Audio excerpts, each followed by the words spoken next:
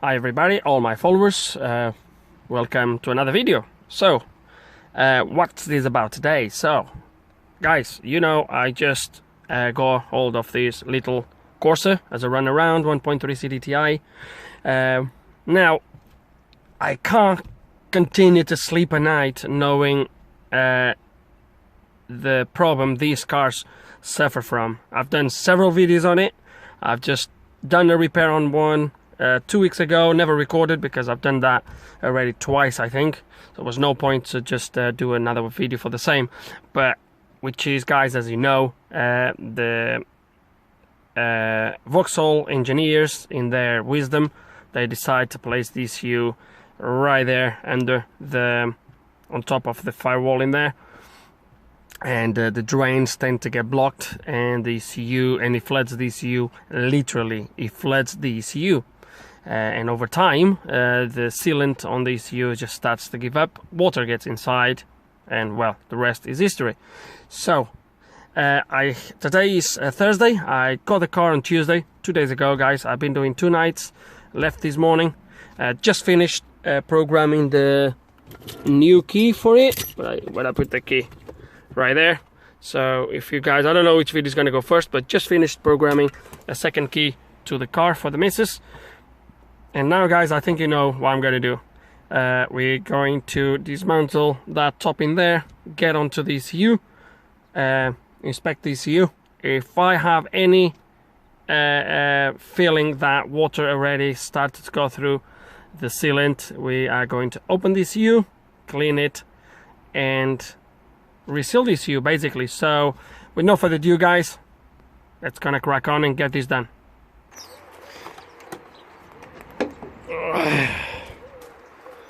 Okay, I think it's the first time I'm opening this bonnet. Doesn't look too bad. Doesn't look too bad. Right, anyway, we are not here for that, so let's plug in. Let's put this in place. There. Okay, and we'll start by removing the wipers. Then actually we'll start by removing this. And now we will, clips are missing already here. This is purely just, you just need to lift it. It's all clipped in. And then this sort of front here, that's, well, we'll take it through. Okay, and we removed this trim here. And I'm really pleased to see, guys, that drain that usually gets blocked, the main one, is this one here in the middle. I don't know if you can actually see, there it is. This one is actually cleared, it's not blocked, and that's absolutely good. That one in there, in that corner there, it is partially blocked, but it's not completely blocked, which means we're still allowing water to go through. And the one on that side, which is right there in the corner, I don't know if right there at the back, right there, where it is, right there, that one is not blocked either, which means, guys, most likely there's a good possibility that my ECU has never been really flooded, which is really good. However, this is full of crap, and we're going to clean this, obviously, but still I'm going to remove the ECU because I want to check the sealant, see how it is.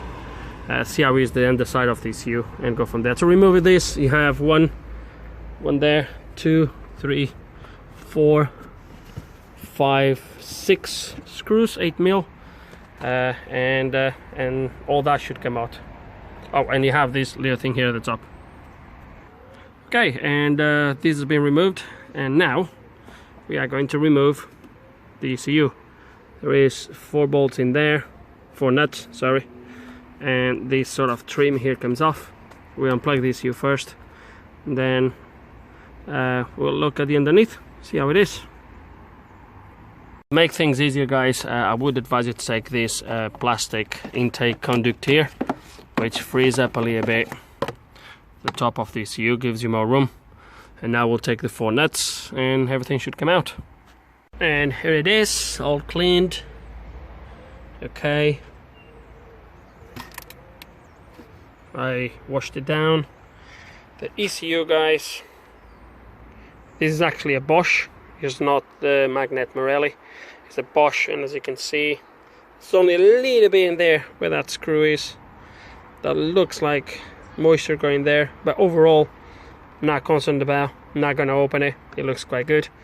I already washed this here, and now is just put everything back together. Okay, all back in place. And now let's start the engine. Make sure it still starts.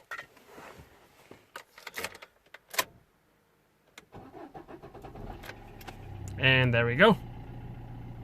All done. I'm really pleased that the ECU had really no signs of being underwater, so that's a really good point. That was really good. And yeah, I think just to wrap this up, guys, if you have one of these or even the older models, so anything after 2007, I believe, the Corsa D basically, if you have one of these, guys, do that as a preventive maintenance. If your car still works, get it done. If you have any issues, check that. As I said at the beginning, they are quite prone to get flooded. And yeah, I'm really pleased now. I can sleep at night because I know that's good. Drains are cleared, and that's it really, guys. So to wrap this up, hope you enjoyed the video. Hope there's some information here you guys are gonna find useful, whatever. If you guys do still have any questions, any comments, please put them below. And like always, thank you for watching.